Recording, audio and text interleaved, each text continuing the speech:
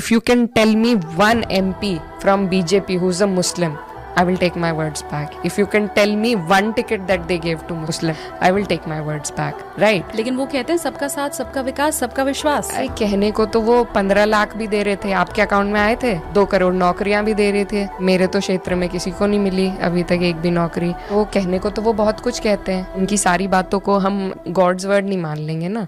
तो ऐसा नहीं है। Everybody does politics and politics operates in a way in our country. We can not shy away from the fact that there is language differences, there are cultural differences, there are caste differences, there are religious differences, there are tribal people and all sorts of people. And that is how the country is known for unity in diversity. But if you constantly hurt at one specific minority like that, I think that is very unjust. This is what's happening in Bangladesh, and I totally stand with the minorities of Bangladesh.